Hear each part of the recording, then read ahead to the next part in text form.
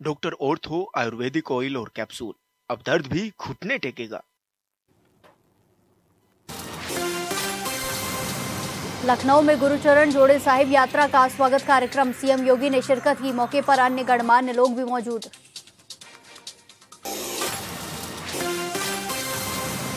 बिहार के सोनपुर में छठ महापर्व का समापन, गंगा किनारे घाटों पर उमड़ी श्रद्धालुओं की भीड़, भक्तों ने अर्घ देकर की प्रार्थना।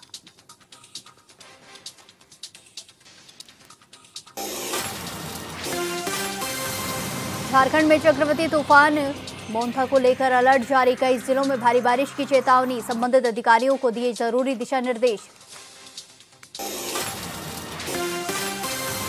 गिरिडीह में छठ पूजा के दौरान बड़ा हादसा, गहरे पानी में डूबने से बच्चे की मौत, खोजबीन के बाद ग्रामीणों ने शव को निकाला बाहर।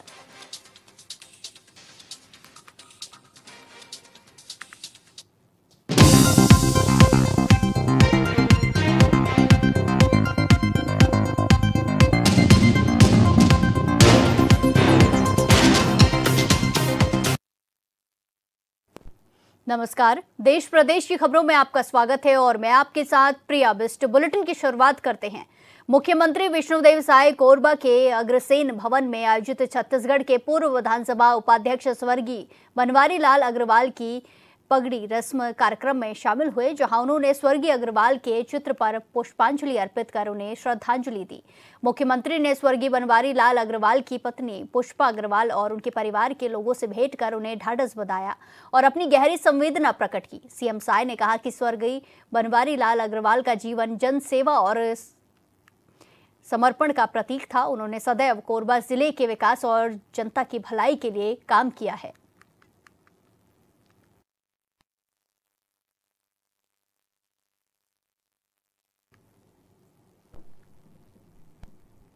इसी के साथ खबरों में आगे बढ़ते हैं। जशपुर में मुख्यमंत्री साय ने दुलदुला छठ घाट में सूर्य को अर्घ दिया और प्रदेश की सुख समृद्धि और खुशहाली की कामना की है। इस दौरान उन्होंने दुलदुला छठ घाट के सौंदर्यीकरण की घोषणा भी की है। साथ ही प्रदेशवासियों को छठ पूजा की बधाइयां और शुभकामनाएं दी। उन्होंने कहा कि अत्यंत सौभाग्य की बात है कि मुझे छठ पर्व में सम्मिलित होने का अवसर मिला।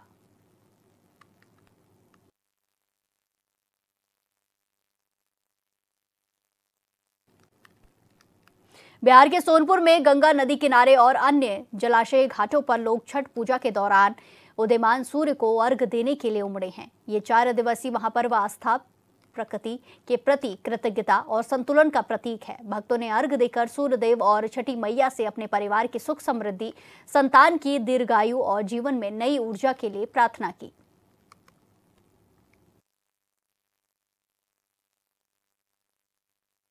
आस्था का महापर्व 4 दिनों तक चलने वाला यह त्योहार आज अपने अंतिम चरण पर है और आज जो श्रद्धालु है, छठ व्रती है, छठ घाट पर पहुंचे हैं और यहाँ छठ व्रती छठ घाटों पर सूर्य भगवान को अर्घ देने के लिए पहुंचे हैं।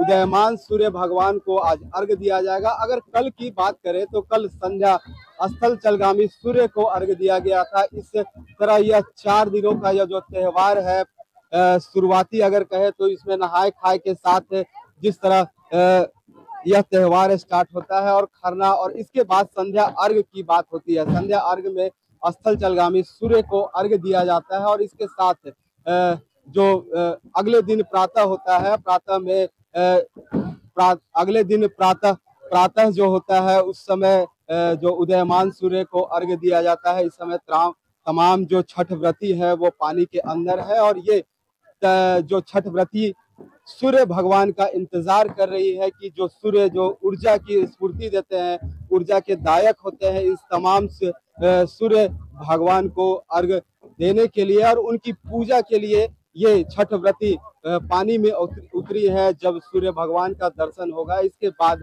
जो छठ व्रती है वो अर्घ देने के साथ ही इस पूजा की समाप्ति करते हैं। इस तरह कहे तो ये सनातनियों का काफी खास त्योहार होता है।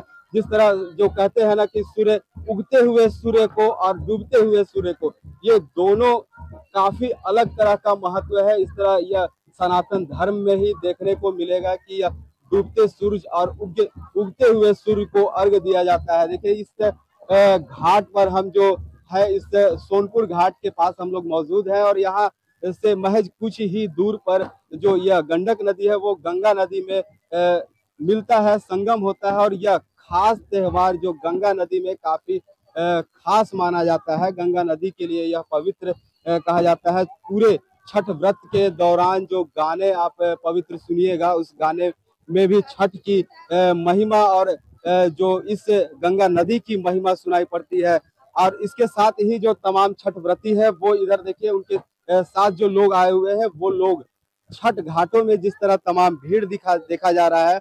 और इसके साथ आगे तस्वीर हम दिखाना चाहेंगे कि घाटों पर जिस तरह प्रसाद का अर्घ दिया जाता है, तमाम प्रसाद लगे होते हैं। अगर प्रसाद की एक एक चीज की हम बात करें तो तमाम एक एक चीज की यहाँ अलग अलग ही महिमा होती है। अगर जिस सूप पर प्रसाद रखा जाता है, इस सूप के बारे में बताएं तो यह सूप भी हिंदू धर्म के लिए अलग महत्व है। जिस तरह घास से यह बना हुआ सूप होता है, और यह घास जो बांस का घास होता है, और यह माना जाता है कि जिस तरह बांस जिस तरह जितने जल्दी बढ़ते हैं, और इस बढ़ने के साथ ही लोग यह कामना करते हैं कि हमारे जो धन धान्य है और हमारे जो पूर्वज है या फिर हमारी जो संतान उत्पत्ति जो होती है वो दिन प्रतिदिन इसी तरह दुगनी, जिस तरह बांस बढ़ते हैं उस तरह हमारे पुत्र वृद्धि हो, धन वृद्धि हो या हमारे समृद्धि की वृद्धि हो, इन तमाम कामनाओं के साथ जो छठ व्रती है इस पूजा को करते हैं। फिलहाल आप बने रहिए और हम आगे भी इस तस्वीर को दिखाते रहेंगे।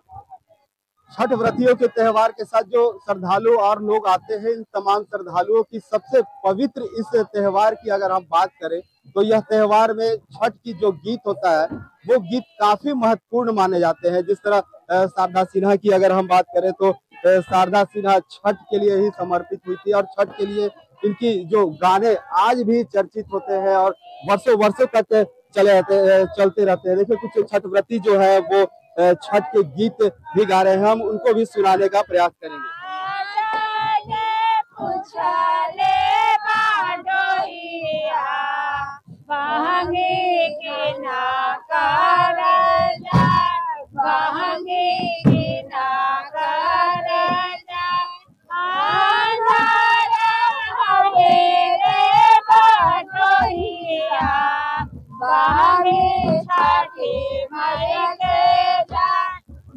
जी बिल्कुल, जिस तरह छठ व्रत के त्योहार होते हैं वो छठ व्रत में कहते हैं कि मैया ही सब कुछ करती है, और ये छठ अपने परिवारों के साथ यह मनाया जाता है। और सूर्य को अर्घ देने के साथ ही यह त्योहार की समाप्ति होती है। फिलहाल अभी सूर्य का निकलने में कुछ वक्त है और इसके लिए थोड़ा इंतजार करना होगा। और जिस तरह छठ व्रती भी जो सूर्य भगवान के इंतजार में सभी लगी हुई है, यहाँ से जितने लंबे कतार आपको दिखाएंगे कि ये लंबी कतार जो है ये तमाम छठ व्रतियों का कतार है। यहाँ से लेकर जितने दूर तक आपकी नजरें जाएगी वहां तक की तस्वीर आपको दिखाना चाहेंगे। वहीं घाट की अगर हम बात करें तो घाट के दूसरे तरफ भी इस तरह का तस्वीर देखने को मिलेगा कि ये दूसरे तरफ का भी तस्वीर इसी तरह का है कि घाट उधर भी बना हुआ है और उस तरफ भी जो छठ व्रती है वो लगे हुए हैं। खासकर यह त्योहार जो है बिहार, यूपी और झारखंड के लोगों के लिए काफी महत्वपूर्ण माना जाता है, काफी खास माना जाता है। तो इस वक्त जो हमारी मौजूदगी है वो बिहार में ही है, बिहार के सोनपुर इलाके में है। और सोनपुर में यह नज़ारा जो है तस्वीर हम आपको दिखाने का प्रयास कर रहे हैं। तमाम छठ व्रती यहाँ मौजूद है। छठ घाट के किनारे यहाँ सूर्य भगवान के इंतजार में तमाम छठ व्रती है। फिलहाल हम भी सूर्य भगवान के इंतजार में है। सूर्य भगवान निकलेंगे और ये छठ व्रती जो है वो अर्घ देने के साथ ही इसकी समाप्ति करेंगे। तब तक के लिए थोड़ा इंतजार करना होगा। फिलहाल हम लगातार आपके साथ जुड़े रहेंगे। तो देखिए सूर्य उदय के साथ ही यह 4 दिनों का चलने वाला जो छठ व्रत है आज यह अपने समापन की ओर है। और इसी के साथ खबरों में आगे बढ़ते हैं। बिहार विधानसभा चुनाव से पहले आरोपों की राजनीति जारी है। एक तरफ जहां महागठबंधन ने तेजस्वी यादव को सीएम प्रत्याशी घोषित कर दिया है, तो वहीं दूसरी तरफ एनडीए नेता नीतीश कुमार की बात की जाए लेकिन साफ शब्दों में नहीं है। लिहाजा महागठबंधन के नेता एनडीए से पूछ रहे हैं कि एनडीए का सीएम चेहरा कौन है, ये क्यों नहीं बताया जा रहा है। साफ बात है, हम लोगों के तरफ से सीएम का चेहरा भी घोषित है और आज हम लोग जो है बिहार के लिए हमारी क्या योजनाएं रहेंगी अगले 5 साल के लिए, यानी जिसको आप तेजस्वी प्रण पत्र भी कह सकते हैं, घोषणा पत्र जो हम लोग आज जो है जारी करेंगे। लेकिन हम तो चाहते हैं एनडीए की तरफ से कि उनका मुख्यमंत्री का चेहरा कौन होगा और उनका घोषणा पत्र अब तक क्यों नहीं आया, उनका विजन क्या है, कैसे वो बिहार को आगे बढ़ाएंगे। अब तक जितनी योजनाएं लाई हैं इन्होंने नकल की है तेजस्वी की, तो इनके पास कुछ अपना करने को कहने को नहीं है बिहार के लोगों के लिए। हम लोग विजन बता रहे हैं, रोड मैप बता रहे हैं, हम लोग क्लियर है कि बिहार को नंबर 1 बनाना है और वो लोग केवल गाली देने में, नेगेटिव पॉलिटिक्स, नकारात्मक पॉलिटिक्स में लगे हुए हैं। तो प्रधानमंत्री की भी भाषा सुनिएगा तो कोई फलदायक भाषा तो बोलते नहीं है, केवल नकारात्मक बातें बोलते हैं। तो बिहार में समस्याएं आई, जो चुनाव आयोग ने अपनी विश्वसनीयता पर खुद ही एक धब्बा लगाया, उसका क्या होगा? क्या उसके जवाब मिले जो सवाल बिहार की एसआईआर से निकले हैं? बार बार सुप्रीम कोर्ट को हस्तक्षेप करने पड़े। और अब ये एसआईआर जो 12 राज्यों में आप करा रहे हैं, आप कैसे करा रहे हैं, क्या कर रहे हैं, क्या नियत है आपकी? 2003 में भी एसआईआर हुई थी, क्या उसके दिशा निर्देश आप सार्वजनिक करेंगे जो 2003 में हुई थी एसआईआर? क्या उन्हीं दिशा निर्देशों का पालन करेंगे आप? ये सब तो जवाब देने पड़ेंगे ना। चुनाव आयोग ने अपनी विश्वसनीयता खत्म कर दी। राहुल गांधी को आप लोगों ने जननायक कहा, उसको लेकर विवाद हुआ। हम लोगों ने नहीं कहा, लोगों ने कहा। अब लोगों की जो भावना है उसका अपमान अगर करना चाहे कोई तो करे। मैनिफेस्टो भी आप लोग आज जारी कर चुके हैं। हम सबसे पहले मुख्यमंत्री का चेहरा घोषित कर चुके हैं, हम सबसे पहले मैनिफेस्टो भी ला रहे हैं, पूरा बिहार देख रहा है। और क्या होगा सर मैनिफेस्टो में, जो वादे हैं? 20 साल से जो बिहार को ठगा, मुझे लगता है बिहार को अब उसके निवारण की आवश्यकता है। मैनिफेस्टो में निवारण के अनेक रास्ते सुझाए जा रहे हैं। मैं तो बोल दिया ना, वो अरे भाई नौकरी में नहीं, वो क्रॉकरी मैन में है।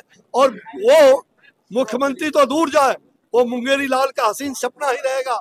आने वाले दिनों में 14 नवंबर के बाद नोट कर लीजिए, वो काल कोठरी का बक्सर में बड़ा रास्ता बनता है। यहाँ मैंने जेल में देखा है, मैंने रास्ता बनाने का भी काम आपातकाल में इसी जेल में किया है। बड़ा रास्ता बनता है, किसका? वो रास्ता किस काम का आता है?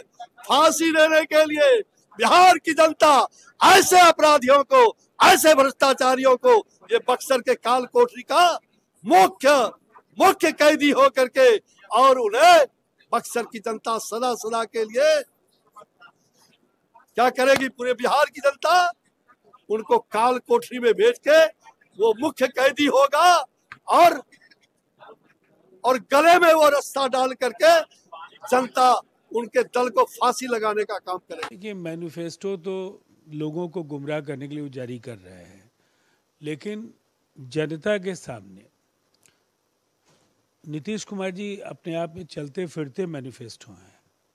उन्होंने जब भी जो कहा उसको पूरा करके दिखाया, और जब मुकाबला नीतीश कुमार जी से है तो फिर वायदों पर क्या भरोसा जनता करेगी? जनता को यकीन ही नहीं है, इसलिए कि जो कुछ भी कांग्रेस के 6 दशकों के शासनकाल में बिहार ने दर्द और यंत्रणाएं भोगी हैं, और उसके बाद 15 साल का जंगल राज, कोई उस दौर में लौटना नहीं चाहता है। ये 20 साल नीतीश कुमार जी के शानदार जो 2 दशक का कार्यकाल है, बिहार बदला है, इसका अभूतपूर्व कायाकल्प हुआ है। कोई पीछे मुड़कर देखने के लिए भी तैयार नहीं है, लौटने का तो सवाल ही नहीं उठता है। अब वक्त एक छोटे से ब्रेक का, फिर लौटेंगे कुछ खबरों के साथ। बने रहिए हमारे साथ।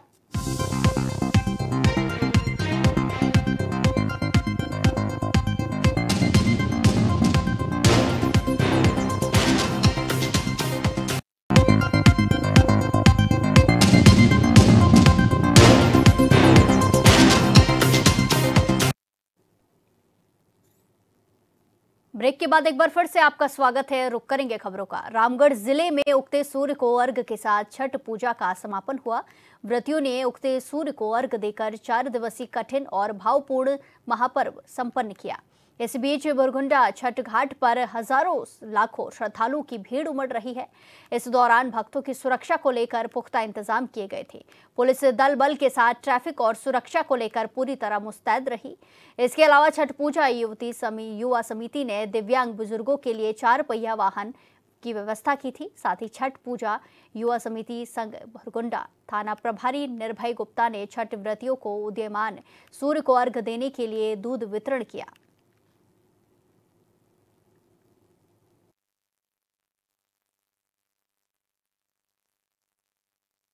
युवा समिति हॉस्पिटल चौक बुरगुंडा सभी समस्त क्षेत्रवासियों को छठ पूजा की हार्दिक शुभकामनाएं बधाई देती है। और ये समिति के द्वारा हर साल की भांति इस साल भी छठ व्रतियों को लेकर के जो व्यवस्था जो की गई है बहुत सराहनीय है, बहुत ही अच्छी है। और यहाँ के जो प्रशासन है उनके भी बहुत ही अच्छे सहयोग है कि उन्होंने रास्ता में आने जाने छठ व्रतियों को किसी भी तरह का कोई भी दिक्कत नहीं हुआ है। और समिति की ओर से समस्त छठव्रतियों को हार्दिक बधाई।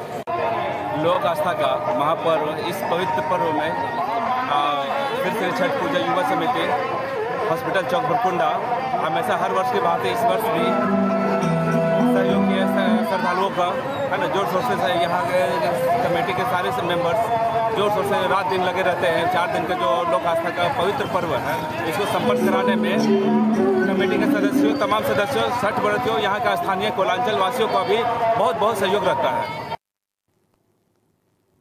बोकारो के चास थाना अंतर्गत आदर्श कॉलोनी के गायघाट में बीती रात IRB के जवान को गोली मार के हत्या कर दी गई थी और हत्या के बाद अपराधी फरार है, जिसकी गिरफ्तारी की मांग को लेकर मृतक के परिजनों ने तथा स्थानीय लोगों ने चास बाईपास रोड को जाम कर दिया, जिससे सड़क की दोनों ओर से आवाजाही पूरी तरीके से बंद हो गई। मृतक अजय यादव उर्फ सोनू IRB का जवान है जो गिरिडीह में पोस्टेड था और छठ पर्व को लेकर वो छुट्टी पर यदुवंश नगर चास अपने घर पर आया हुआ था। इधर सोनू की हत्या के बाद परिजन और स्थानीय लोग आक्रोशित हैं और पुलिस से अपराधी की गिरफ्तारी की मांग करने को लेकर सुबह से ही चास के बाईपास रोड को जाम कर दिया है।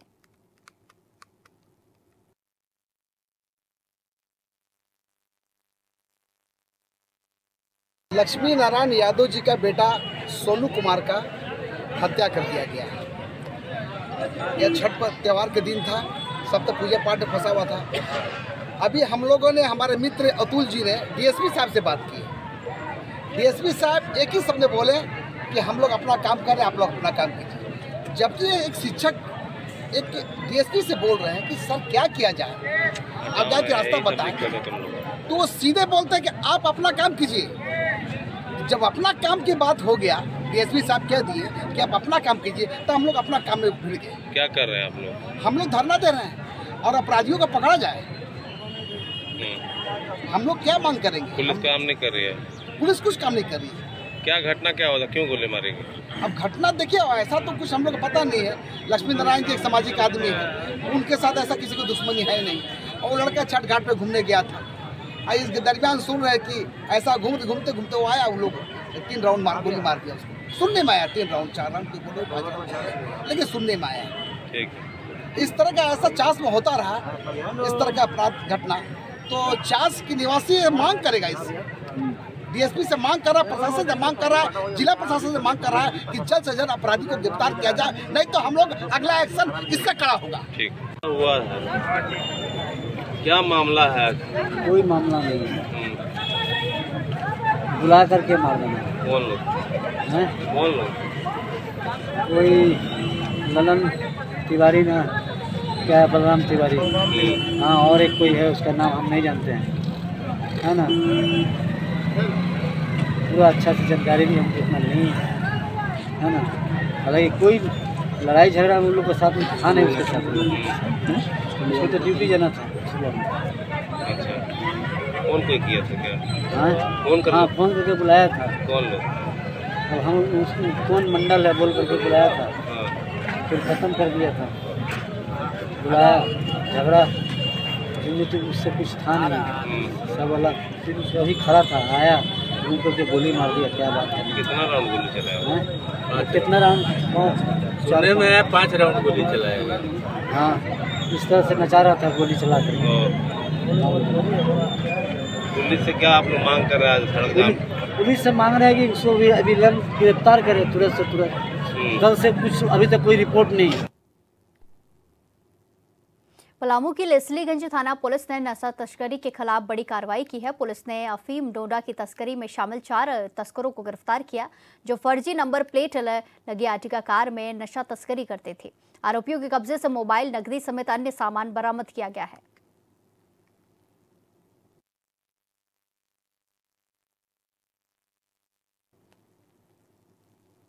इसी के साथ खबरों में आगे बढ़ते हैं। भारत मौसम विज्ञान विभाग ने बंगाल की खाड़ी में बने चक्रवाती के प्रभाव के कारण 31 अक्टूबर तक झारखंड के कुछ हिस्सों में भारी से बहुत भारी बारिश होने का अनुमान जताया है। मौसम वैज्ञानिकों ने झारखंड के लिए चेतावनी जारी करते हुए कहा है कि सिमडेगा, पश्चिमी सिंहभूम, खूंटी और गुमला के कुछ हिस्सों में मंगलवार को भारी बारिश होने की संभावनाएं हैं, जबकि बुधवार को चतरा, गढ़वा, लातेहार और पलामू के कुछ हिस्सों में बहुत भारी बारिश हो सकती है। उन्होंने कहा है कि 30 और 31 अक्टूबर को गिरिडीह, कोडरमा, लोहरदगा, बोकारो, रामगढ़, हाजिरबाग, रांची, खूंटी, गुमला, दुमका, गोड्डा, पाकू और साहेबगंज के कुछ हिस्सों में भी भारी बारिश की आशंका जताई जा रही है। राज्य के स्वास्थ्य मंत्री ने कहा है कि सभी जिले में अधिकारियों को अलर्ट कर दिया गया है।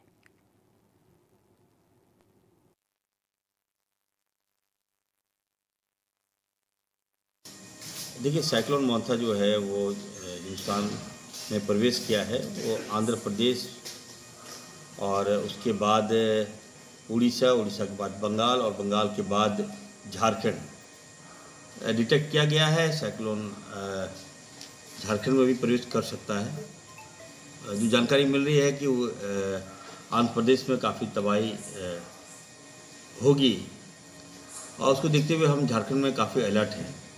हमने एज ए आपदा मंत्री होने के नाते मैंने प्रत्येक डीसी को चिट्ठी लिखा है कि साइक्लोन माथा के लिए हम लोग तैयार रहें, और किसी भी अप्रिय अगर कोई तबाही होती है तो उसके लिए हम लोग बिल्कुल तैयार हैं। जो जानकारी है कि भारी आंधी, भारी बारिश, गरज के साथ बारिश होना है, ठनका भी गिर सकता है, तो इसके लिए हम लोग अपने राज्य को हमने अलर्ट कर दिया है, और सारे पदाधिकारियों को हम लोग छठ को देखते हुए मैं सबको चिट्ठी लिखा है कि आप अभी छुट्टी खत्म करके योगदान देने का काम करें।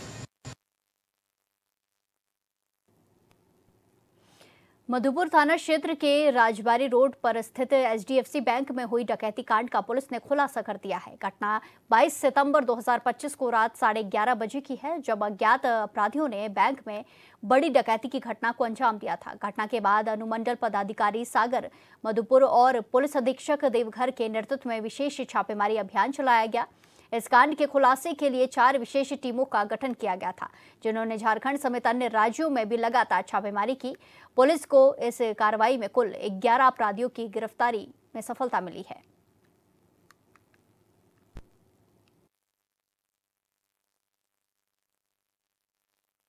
को मधुपुर थाना अंतर्गत HDFC बैंक में अज्ञात अपराध कर्मियों द्वारा एक डकैती की घटना कारित की गई।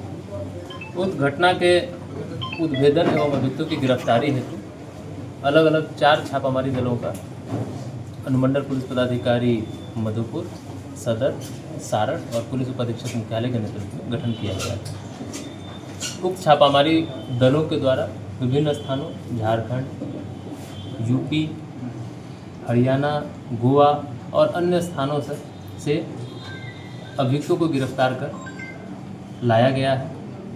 इस पूरी घटना में अभी तक कुल 11 अभियुक्तों को गिरफ्तार किया गया है और कई सामान की बरामदगी हुई है, जिसमें घटना में प्रयुक्त किया गया नकाब, देसी पिस्टल 1, जिंदा गोली, करीब 5,50,000 रुपये, एक स्कूडा 4 पहिया वाहन और मोबाइल। घटना में कुल 11 अभियुक्तों के नाम क्रमशः विकास कुमार, सन्नी सिंह, गौतम कुमार, अन्नू सिंह, आकाश कुमार, सोनू कुमार, इंद्रजीत, रोहित कुमार, आनंद राज, रितेश कुमार एवं विशाल कुमार सिंह, इन्हें गिरफ्तार किया गया है। इस पूरे घटना के उद्भेदन एवं अभियुक्तों की गिरफ्तारी में Bihar STF, Faridabad police, UP police, Goa police का महत्वपूर्ण योगदान रहा है और मैं तहे दिल से उन सभी का आभार प्रकट करता हूं। इस बुलेटिन में फिलहाल के लिए इतना ही। बाकी तमाम खबरों के लिए देखते रहिए HNN 24/7। नमस्कार।